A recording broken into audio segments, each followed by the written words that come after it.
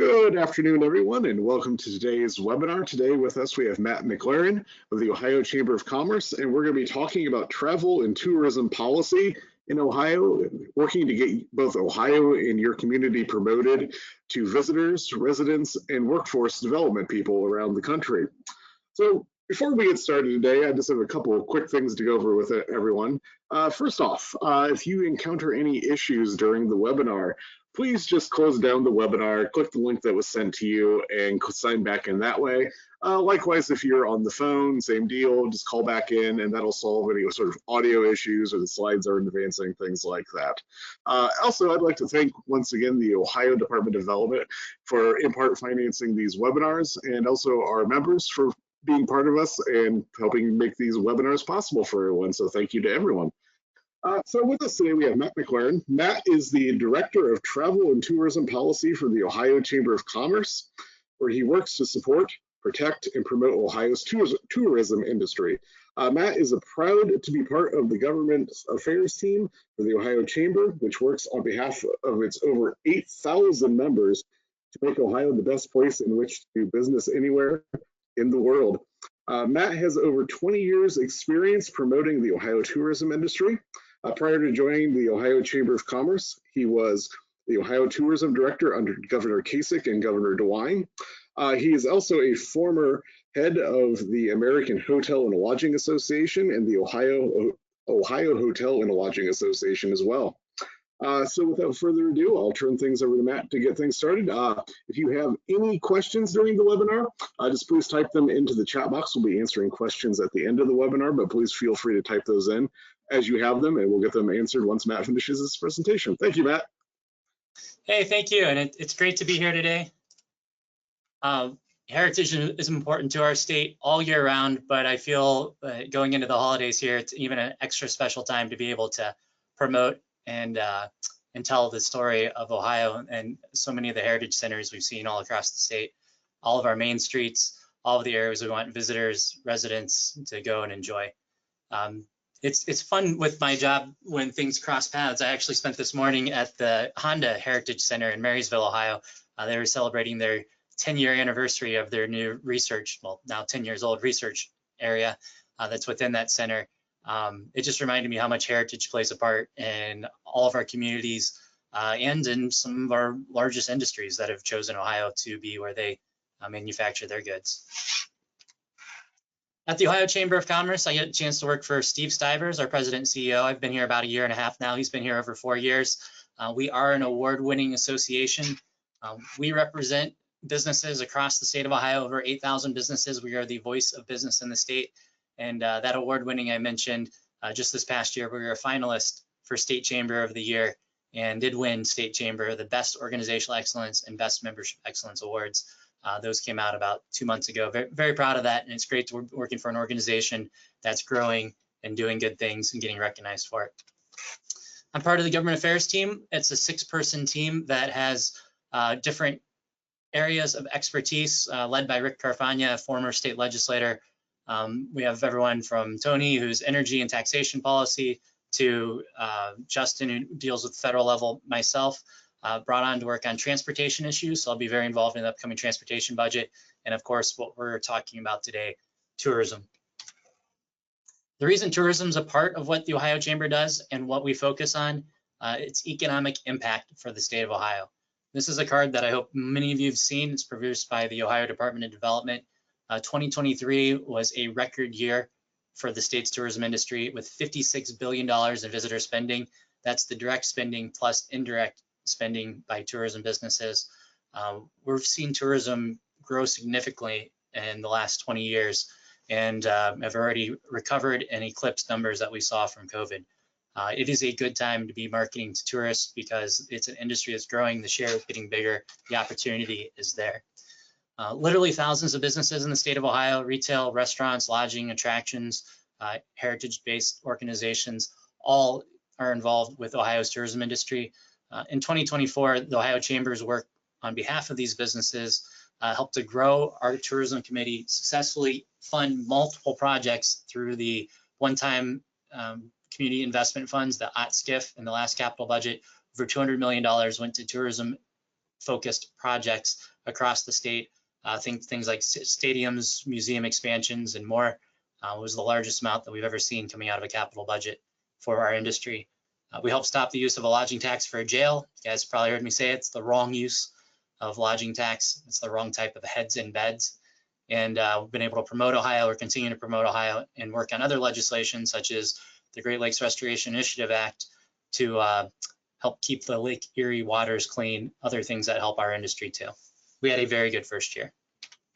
Going into our second year, the top object is clear. Working with some of our top members on the tourism committee, they identified increasing tourism funding for Tourism Ohio for marketing our state in general as the top issue for us. Why is this the top issue in 2025? Well, that's the year, the next great opportunity to get more funding for tourism marketing. It is a budget year. The state works on a biennial budget, so every 2 years they set what the operating budgets will be for all the different departments and divisions. Tourism Ohio's budget will be set during this time. We expect the governor to release what he would like the funding for all state agencies, totaling roughly $80 billion over the 2 years.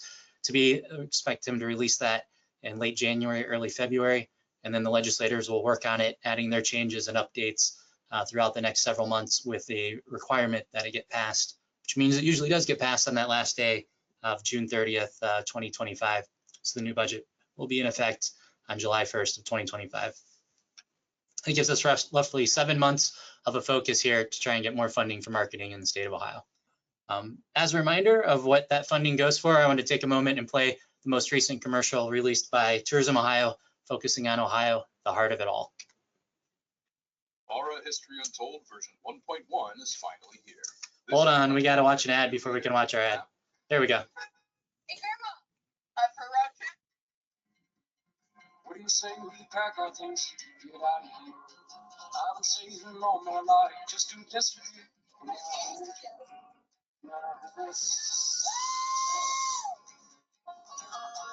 We can see the world. We can see the world. We can see the world. Follow your heart. Ohio.org. Ohio, the heart of it all.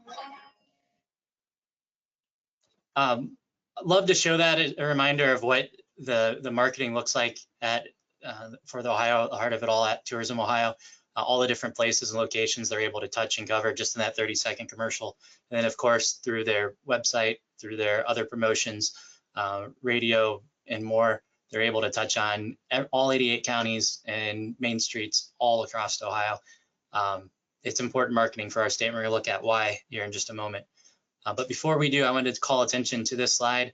Because of the budget cuts that happened during the last cycle, right, Tourism Ohio going down to only $7.5 million, they currently are only marketing in Detroit, Grand Rapids, Michigan, Louisville, Lexington, Charleston, West Virginia, and Buffalo, New York.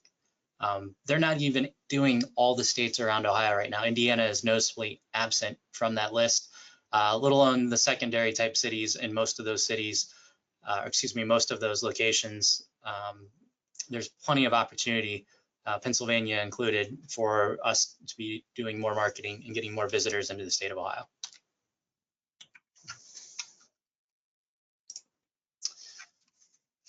One of the opportunities, one of the top things that getting more marketing could be used for, helping tell the story about Ohio's World Heritage Sites.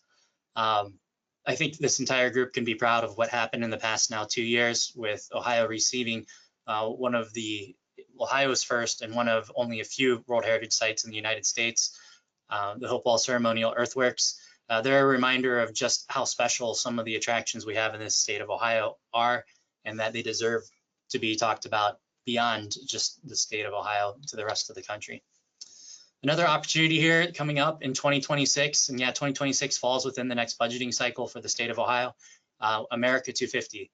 They're already off to a great start, launching their air and space trails, working on murals like some of those you see in the middle there. And then I'm excited about a lot of this, but the Ohio Goes to the Movies really excites me, being able to tell the story of movies filmed here and Ohioans who have been involved in the movies. That'll be an entire movie series planned to be over 250 days, actually exactly 250 days in length in 2026. These are some great opportunities to get Ohioans excited about our state, but also to tell what we're working on nationally. We'll be working for more funding for Tourism Ohio, but also supporting the budget request of America 250 Ohio, as working hand in hand is a way to help increase our profile as a great state. Now, the prospects going forward, what the budget will look like in 2025, the process, it's going to be more tight than we've seen really the last 2 cycles.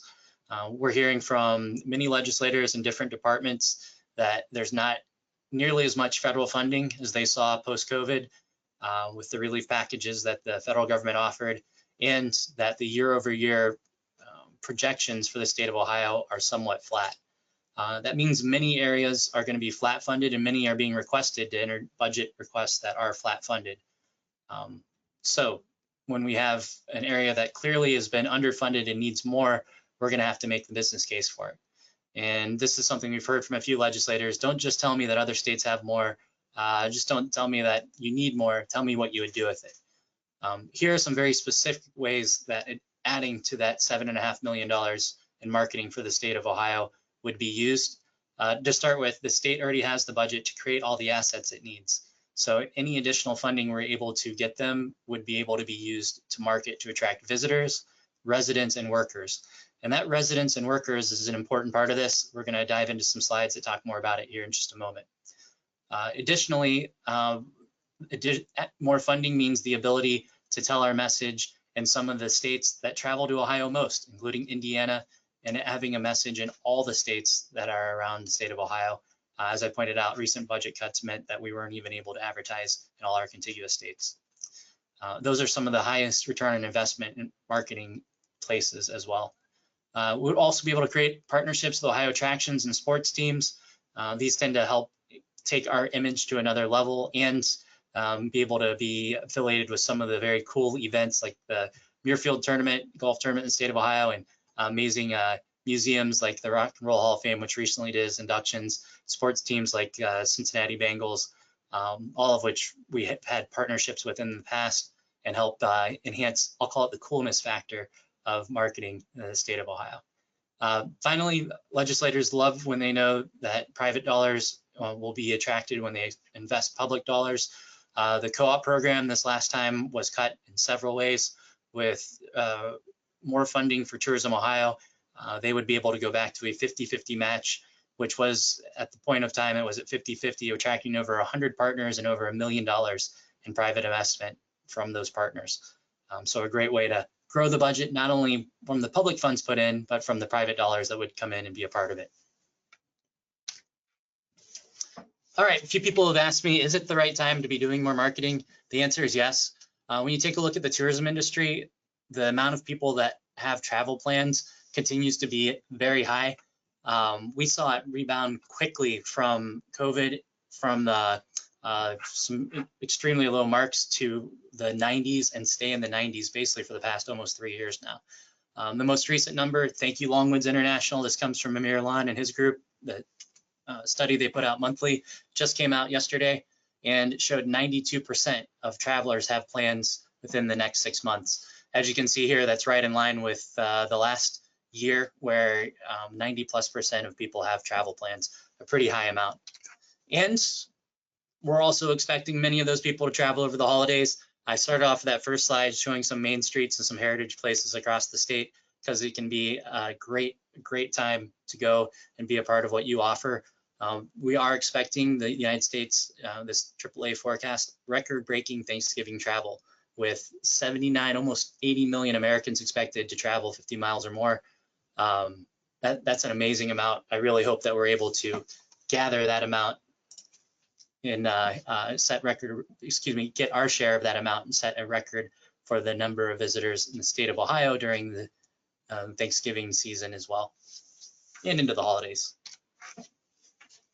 All right, talked about the economic case, and I touched on the workforce, the residents and workforce that can be generated from tourism marketing. In addition to its economic impact, making it a part of what the Ohio Chamber of Commerce, Tourism and Tourism Marketing focuses on, the Ohio Chamber's blueprint for Ohio's economic future specifically calls out a need for more people in the workforce or for a growing workforce. We've seen some incredible new businesses choose Ohio. the largest of which is the new Intel plant that's being built as we speak, additions by Honda, several other companies investing, Amazon and more in the state of Ohio. All these places need more workers, and our state's at a record low for unemployment. We'll talk about how tourism marketing can help draw more people in. And then second of all, we know Ohio is a great place. I love this state. Any of you that follow me on Facebook, Instagram, or LinkedIn know that I love traveling around with my family and sharing all the incredible places that we've gotten to enjoy. But unfortunately, too often, the rest of the world doesn't recognize Ohio as the great state that we know it to be. Tourism marketing can help enhance that sense of place, which then draws more people in and more investment into Ohio. Thanks again to our friends at Longwoods. This is from one of their studies last year. They found that of recent movers, 67% of them reported they had visited their new hometowns as a leisure visitor prior to moving there. So simple way of saying that, it all starts with a visit. We've heard that before. When people visit an area, they tend to think about what it would be like to live and be in that area permanently, if they've had a great visit especially. And bringing more visitors is that way of welcoming more residents in. And Ohio needs that. If you haven't been watching lately, there were recent reports by Ohio Department of Development that our population, the state of Ohio's population, is projected to decline by over 600,000 people by the year 2050. Now, those of us that live in Central Ohio, it's kind of hard to understand this sometimes. Central Ohio is growing. It is the one area of the state that is seeing significant growth, but the rest of the state, the population's expected to either continue to decline or to start declining for two reasons. One, in any given year, about the same amount of people move out of Ohio as move in, keeping those levels flat. And two, the birth rate has gone down so that for roughly every 2 people in this state, only 1.7 people are being born, which over time reduces your overall population. What does that mean?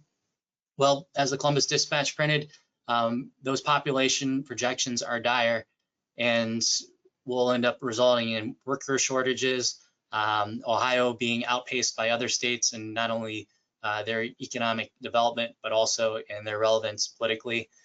So for our state to be one of the top states that it's been and wants to be going forward, attracting more, not only visitors, but residents to Ohio is important.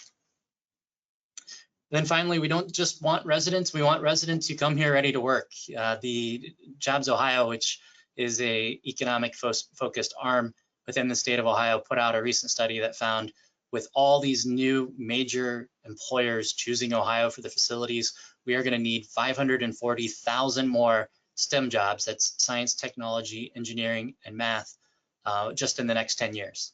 So trying to help, and as I pointed out, we're already at a very low unemployment rate. Trying to help get more people into the workforce and draw more residents and workers into Ohio to choose Ohio is going to be a very huge need for our state. It's actually been identified as one of the top needs by many of the members of the Ohio Chamber, a skilled and a growing and skilled workforce. And it all starts with tourism marketing, getting them here as visitors, getting them to see our state, and getting them to choose to live and work in Ohio. And finally, we talked about sense of place. We know Ohio is a great place. I'm very happy to say the research result shows that too. Once people experience our state, they do think it is a great state. We have a great product. We just have to help with our image by getting more marketing, by doing more marketing, getting more people to visit here. What you see on screen is the results of a survey. The light blue are people that saw advertising and visited Ohio, and the dark blue are people who had not visited our state. And you can see the difference between their perception of Ohio. When someone has been here, their perception of our state more than doubles as a good place to live, as a good place to start a career, good place to start a business, and many more, right? We got to get them here so they can experience this great state, the product that we have, all the heritage that's in our state, all the great main streets that we have, and that's what will help make them want to live and work in Ohio also. Combining those three things, that we're not just marketing Ohio to visitors because the economic impact, which is important, but that we're also solving two of the biggest needs of the state by helping draw more people into our state to live and work, is what helps sets us apart in the next budget process, because again, it's going to be very tight with a lot of people and a lot of agencies asking for more funding without much more funding for the state to be able to give. And as they pick and choose where to apply, one, the fact that we have gone so long without seeing an increase in the marketing budget, and two, because we make a great case, a great business case focused on visiting and the economic impact of it and getting more residents to help solve our population issues and more workers to solve our workforce needs, should make us a priority for this budget cycle. All right, just a real quick look at why what our competitors are doing and why it's even more imperative that Ohio needs to increase our marketing. The Heart of It All currently spends $7.5 million annually on its marketing. The average of the states around us is $25 million, with states like West Virginia, almost heaven, being close to 40 million, and pure Michigan spending over 30 million continually every single year. So let's take a look at each of those quickly. Pure Michigan currently funded around 35 million a year, runs its visitation ads, and now they're also doing a UCAN in Michigan ads focused specifically at a handful of different states, including Ohio. They've been in the public saying that they're targeting Ohioans to leave Ohio and come and live and work in Michigan. If we don't increase our marketing efforts, we're going to see people that end up from the states around us whose their marketing efforts are targeting Ohioans eat into our population and our workforce. West Virginia funded at 39 million annually. In Indiana, funded at 20 million annually. They're also publicly stated that they are targeting Ohio to get Ohioans not only to visit Indiana, but to leave our state and come and live and work in their state. Again, exacerbating that issue that if we don't do more marketing and more to attract people here, that we're actually going to see those population workforce issues grow more than projected.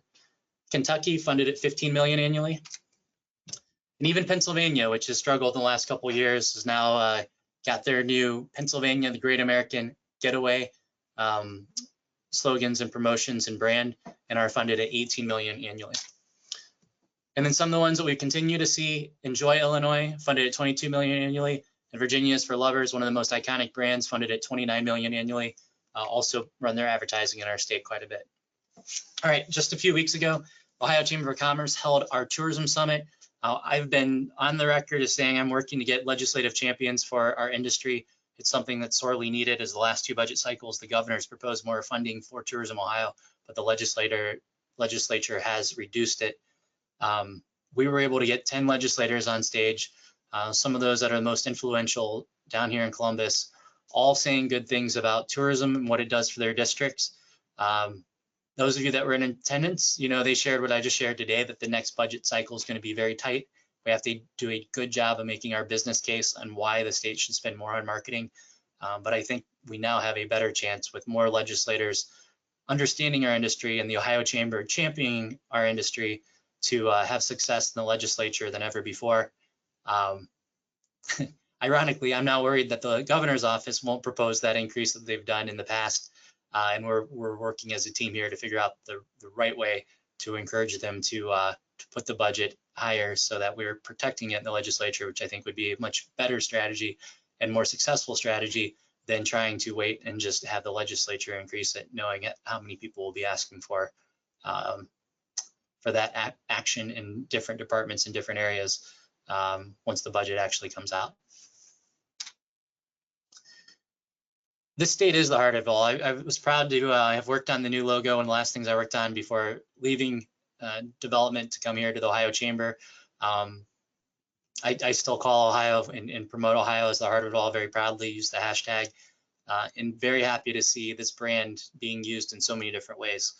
Past brands for the state worked more like slogans or campaigns. Ohio, the heart of it all, truly is a brand that the entire state can adopt, and we're seeing that from the Department of Transportation signs to health, aging, insurance, development, and many jobs. Ohio is even starting using the brand alongside of theirs.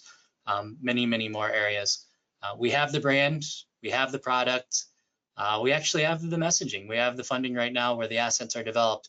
We just need the state to increase the amounts. So we have the marketing, and then that marketing can be used, passed down to all your different organizations through a co-op where we all can be on board marketing Ohio, the heart of it all.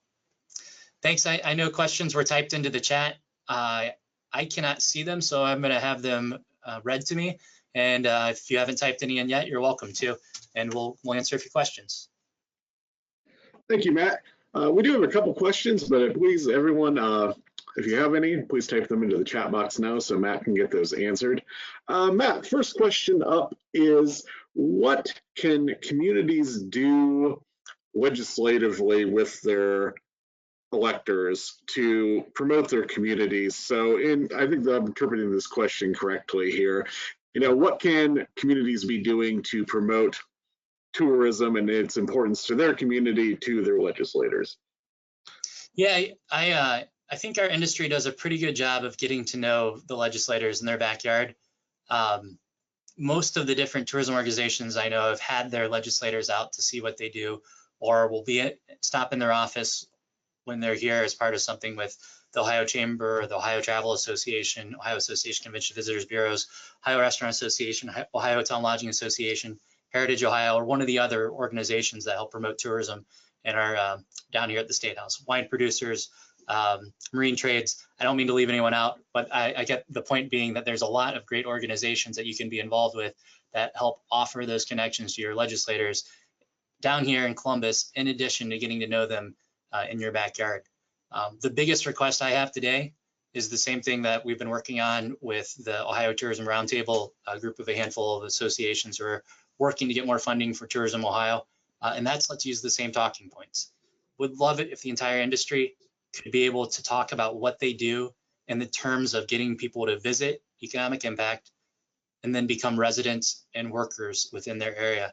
I think that's imperative to us having success this time around, because we've tried just the economic impact in the past, and it's not enough to get us where we need to be. We need to be showing how we're solving some of the state's other biggest problems, which right now are population and workforce. We can do that. Let's all make it part of our talking points. Sounds great. Thanks, Matt. Next question here is, how can the Ohio Main Street program reinforce the marketing message that you're promoting and keep Ohioans in the state? Yeah, I've putting this presentation together made me realize that there is a correlation there.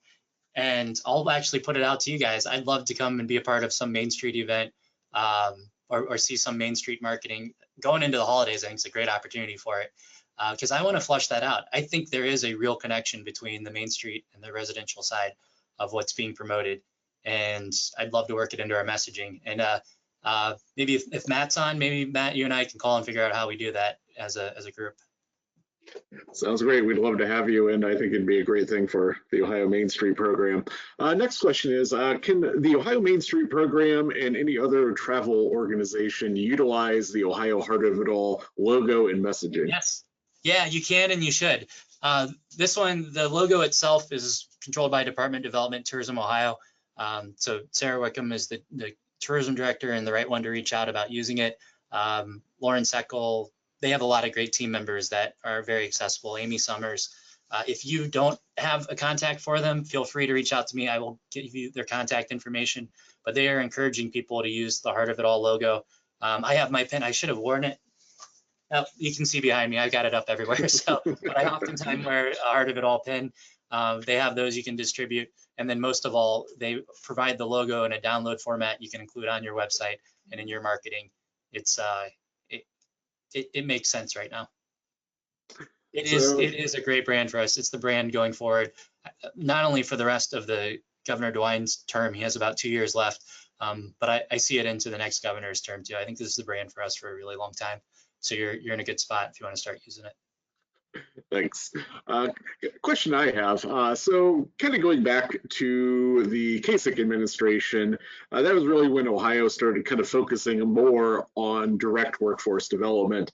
And now going forward, what are some strategies that you think communities should be implementing to begin to market themselves specifically for workforce? Yeah, hey, let's do another webinar. I'm going to pull in some of the ones I think do it really well. I'll give a shout out to Destination Cleveland and the Land, and they've created the Cleveland Talent Alliance. Thinking about it holistically. The simple answer I'm going to give you is thinking about it holistically. Yeah, it all starts with a visit, but then how do you get that visitor to then choose your area? many organizations, many communities are building out or bringing on specific people to think about it in that manner. And we had the Cleveland Talent Alliance speak at our tourism summit a couple weeks ago. Thought they did a good job, and would be happy, if you guys are interested, would be happy to walk through that one in another webinar. Sounds great. Thanks, Matt. A question here from another Matthew. We have, how does the state select venues and tourism attractions to feature in the video, such as the ad that was shown at the beginning of the presentation? And how can smaller communities become featured in those videos? Yeah, I can say this because I'm not the tourism director anymore. Go lobby the tourism director. I'll tell you what, we chose the places not only that had some significance to Ohio and to whatever theme we had going on that year. A la if we did a theme on aviation, we would try and pick our top air and space sites. But we also picked the ones where we had good contacts and we knew were easy to work with. I'm not gonna tell the difference between good and bad, but there are definitely one university in the state of Ohio I care about a lot. We wanted to film there. They made it incredibly difficult. We chose a different university in the state that not only made it easy, but ended up featuring us in their newsletter. Like, the relationship was born. If you can lobby the tourism director that you are a great place, and then show them once they come to film there that it's easy and produces a great product, then that's the best way to do it. And then also add to that, just because you get chosen as a place for where the filming happens doesn't mean you always make it into the video. Being able to help so that everything with the filming goes well and you get a great shot. At the end of the day, that's what the advertising agency is looking for that's creating the commercial. They're looking for the best shots, and that's how you end up in a good spot in that video. It's sort of related to this question here. So over the summer, I found out that Ohio is promoting communities along the turnpike, along other major routes, in rest stops. And as we revamp rest stops, should communities be contacting ODOT for participation in those kinds of things? Yeah, Tourism Ohio plays a part in that too. At least when I was there was a group of almost committee-like that the governor had asked to get together to figure out what the displays in the different rest areas would look like. I do want to give a lot of credit to Governor DeWine. If you think back about our rest areas just a decade ago, just before he came in office, so not even a decade, they were very vacant. They were government bricks, windows, toilets, go in, leave, maybe a couple of signs about don't do this, do that. They were not very welcoming places. The new centers, especially the ones that they're building, they're called the Gateway Centers. I believe I'd have to go back and look at the plan, but last time I saw there were 9 Gateway Centers, ones that were brand new that they were focusing on the highest traffic areas into and out of our state, are being built with not only functionality, but with marketing in mind. And you're seeing the fact that they're adding information about local attractions and they're having the heart of it all and they're branding it is such a better step than we've seen in the past. And I know that the plan is then to be able to update some of the past rest areas and take that decorating down to more of those rest areas after they finish the gateway ones. That is something to work through Tourism Ohio, and obviously part of that group is ODOT. Both would probably welcome you reaching out, but not just reaching out and saying feature us. The very next thing they're going to say is, well, what do you got that we can feature? Can we use some of your photos? What do you have and full rights over that you can provide to us that we can use in our marketing within those rest areas? That makes a huge difference too. Perfect. I hope that helps. Yeah, definitely. So we're coming up on the new year. So other than more tourism dollars, which obviously I think anyone on this webinar would agree Ohio needs more of, what are some of the legislative priorities going into 2025 that people on the webinar can potentially help promote towards their legislators? You're catching me during lame duck. So honestly, we're also thinking about the next 6 weeks here. I'll give you a couple that I hope will pass by the end of December, and then we'll talk a little bit about 2025. To start with, you saw in my presentation the Great Lakes Restoration Initiative Act. This is the state of Ohio encouraging the federal government to continue funding a program that puts, I believe it's $400 million a year into the water quality and cleanup of the Great Lakes. For us, we specifically care about Lake Erie. We care about them all, but for Ohio, specifically Lake Erie, the vast improvements we've seen in the water quality of Lake Erie have led to increased development along the lake everywhere. You know, if we were just at the OTA conference in Toledo, and you can see how they were building up. That was the river, but they're all connected with the watershed. Building up along the river there. There's the new pier going in Sandusky. There's all types of talk about how to build up along the lakefront in Cleveland. It's great to see that bill had its first hearing in the Senate, and I think we have a real chance of getting it passed before the end of December. I'll be giving testimony on it the week after Thanksgiving, and then that tells the federal government this is a priority. We've talked to a few congressmen. I think you'll see it get renewed the next time that they have an opportunity, and that means that our wonderful Great Lake Erie will continue to have the funding it needs to be cleaned up. H2 Ohio is a huge group that's funded by that. I'm pretty passionate about that one. I want to see that happen. Another big one all of you will benefit from is Senate Joint Resolution 4. It's known as the SCIP, the State Capital Improvement Program. The state currently has bonds that it uses to build infrastructure. Think roads, bridges, wastewater, water and sewer all across Ohio. That expires next year. We are encouraging the state to take out $2.5 billion more dollars, it's billion with a B, more dollars in infrastructure bonds so that it can continue building roads, bridges, wastewater, sewer, the stuff that all of us need to have a business, right? And have the business work right. We think that's going to happen. The Senate I gave testimony on earlier this week. The Senate just passed it out today, and it will be going to the House next week. It also takes a vote from the people of the state of Ohio. So if we're successful, you'll see in May a constitutional update, a ballot amendment that you can vote on for the state of Ohio to be issuing bonds, which it pays down through the state budget process. So no new taxes to increase the infrastructure across Ohio. Happy to see that happen. I think that's going to be good for all of us. Other things that we're looking for, let's move forward to 2025. Workforce is a huge issue for every industry, including the tourism industry. We being the Ohio Chamber of Commerce are pushing several childcare initiatives that we believe will get funded to create more childcare centers, to be able to reduce some of the regulations so more people are able to enter the industry and be childcare providers, and then to help reduce the cost for families to have their kids in childcare. We think that'll allow more people who are currently staying at home or having to work part-time jobs versus full-time because of their lack of childcare to be able to enter the workforce. So that's a big one that we're pushing forward. And then we see housing, the need for more housing being built across the state of Ohio as a top need.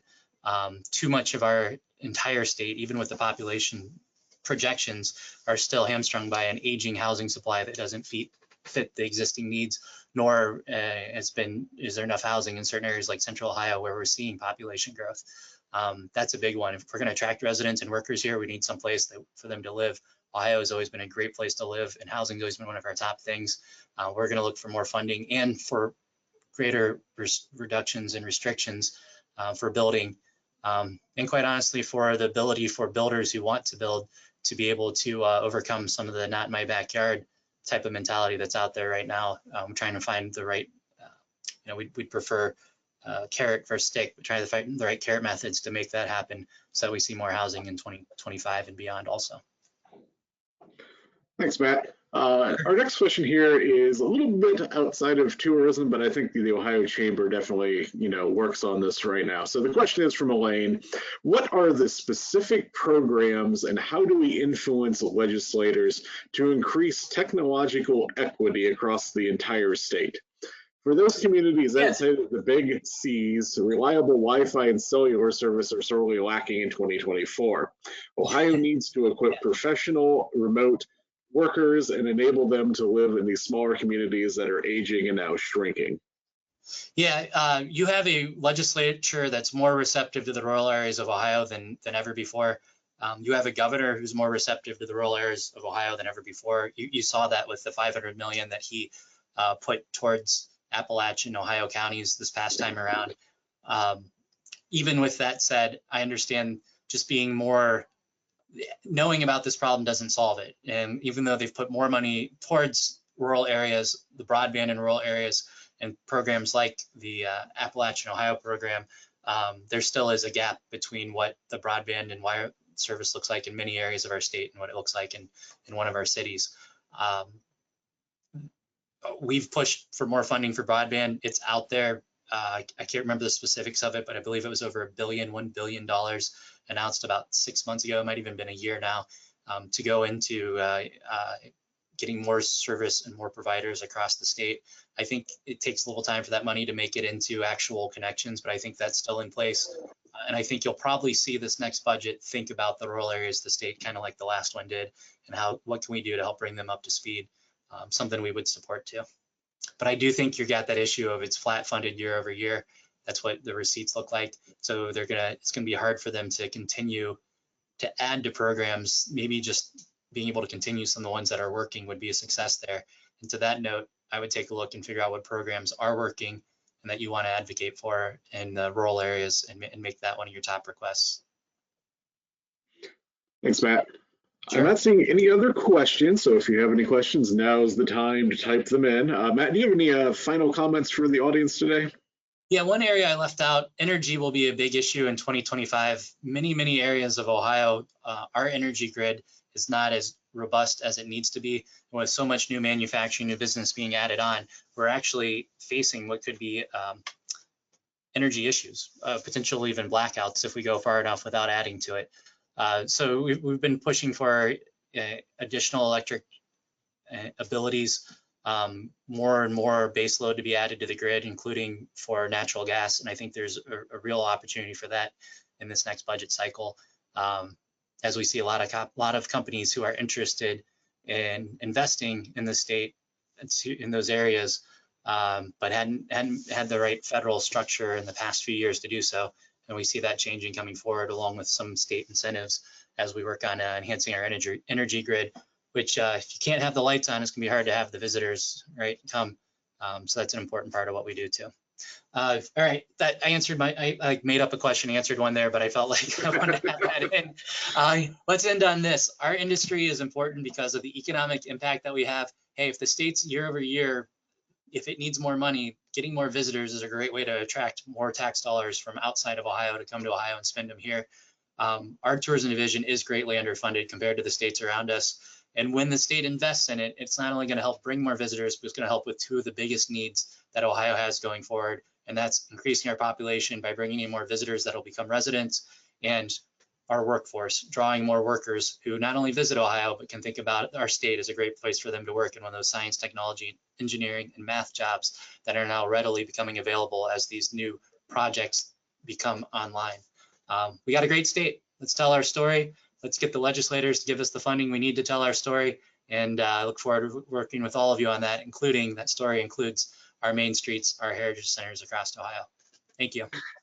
Perfect. Thanks, Matt. Before we go, I just wanted to say thanks both to Matt and the Ohio Chamber of Commerce for doing this webinar today. Our next webinar is on December 11th. We'll be talking about HR, wage, and FSLA law that's coming into effect. So that's on December 11th. You can sign up on our website right now, heritageohio.org. And our next in-person event is the Appalachia Heritage Luncheon. We'll be honoring, I believe, 9 individuals from around the state at the Ohio State House on December 17th. You can buy your tickets right now on our website, heritageohio.org. Thanks to everyone for attending today. We hope to see you at our next webinar. Thank you.